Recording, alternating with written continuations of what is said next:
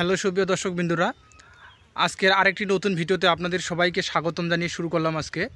আজকের ভিডিওর মূল টপিকটি হলো পানি কুমড়ায় সেচ ব্যবস্থা। আপনারা দেখতে পাচ্ছেন আমার পানি কুমড়ার গাছে মাচা প্রায় ভর্তি হয়ে গেছে। আর এখন বর্তমানে চলতেছে চৈত্র মাস।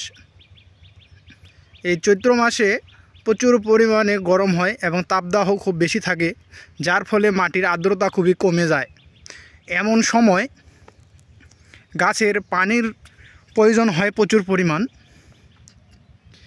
এমত অবস্থায় আপনাকে সপ্তাহে কমপক্ষে একটি সেচ দিতে হবে। তবে সেদিকে একটু খেয়াল রাখতে হবে। সেচ দেওয়ার সময় মনে রাখতে হবে যেন গাছের গোড়ায় কোনো ক্রমে পানি জমে না থাকে।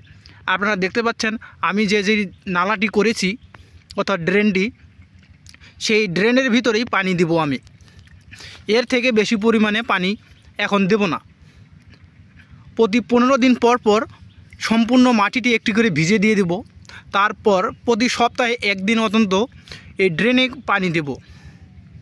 যদি এর থেকেও বেশি খরা হয়ে থাকে অর্থাৎ মাটি যদি আপনার খুবই শুকিয়ে যায়, তাহলে সেক্ষেত্রে আপনারা সপ্তাহে 2 দিন পানি সেচ ব্যবস্থা দিতে পারেন।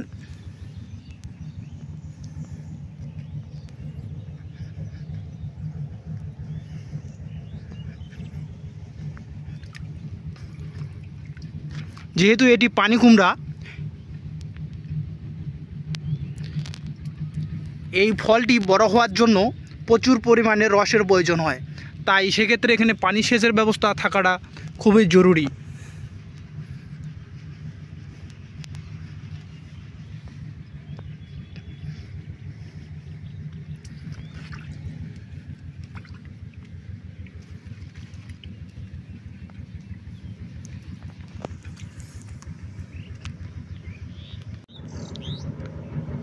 আজকের ভিডিওটি এ পর্যন্তই।